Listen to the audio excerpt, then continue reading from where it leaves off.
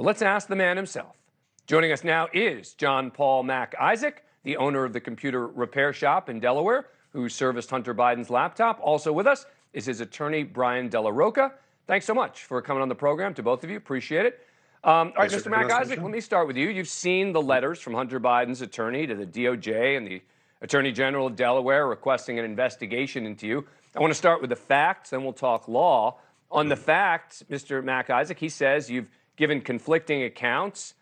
Did you say you weren't sure if it was Hunter Biden who left the laptop there? Well, the only conflicting account that I can see that was ever made was in October 14th, I was ambushed in my shop. This is the day that the story broke and my information was outed to the public. And I had reporters from Politico, CNN, a couple other, about 5 or 6 of them, burst into my shop when a customer was leaving, corner me in my shop. I had no idea I was being recorded. I had no idea what I was allowed to say, what I could say. And they took every word out of my mouth and twisted it. And I mean, they even told me at one point in time that they're not going to leave my shop until I tell them what they want to hear. And I to this day, that was the most difficult time in my life. I think the bigger point is that my story has been the same. It started out the same story when I told it to the FBI in December of 2019. It's remained the same story. Hunter Biden came into my shop.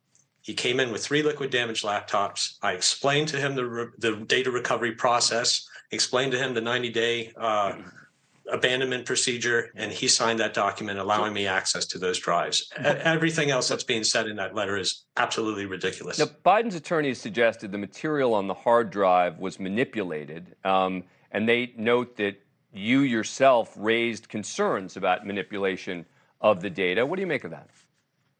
Well, I knew that there has been multiple attempts throughout the last couple of years since a copy of the laptop ended up in other people's hands, which I had no control over.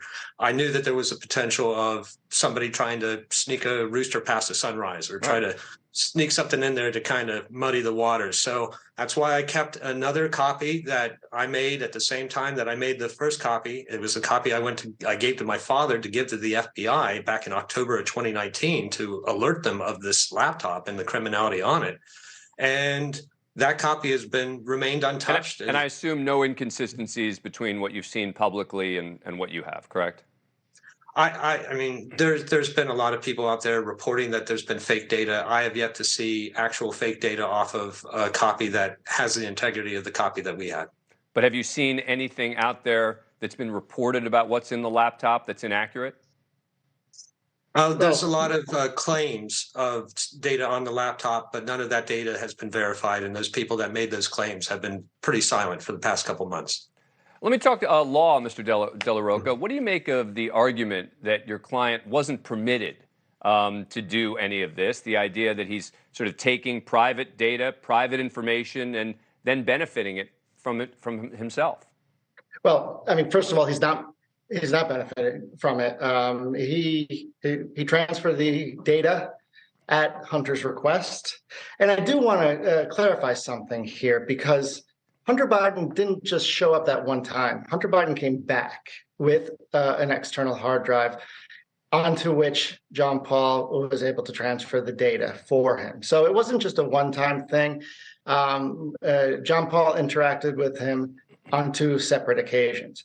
Now, as far as the authorization, he was authorized to access that data because he explained what he would have to do to transfer that data onto the external drive.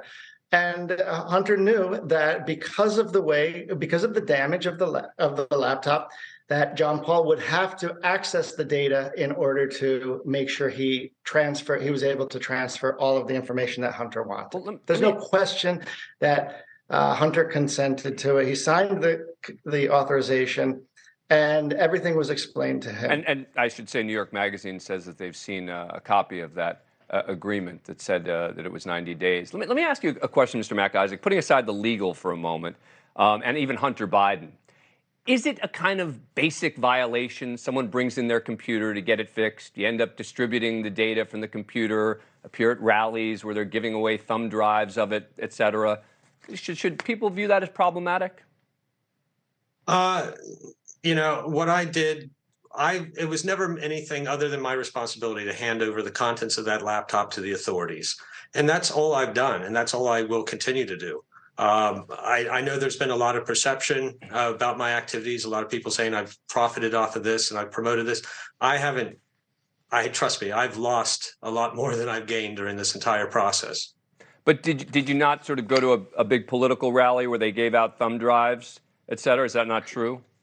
Well, I went to a political rally. I have never provided any of Hunter Biden's information to anybody, let alone of members at a political rally. Thank you for watching. Go to newsnationnow.com to find NewsNation on your cable provider. And don't forget to click the red subscribe button below to get more of NewsNation's fact-driven, unbiased coverage.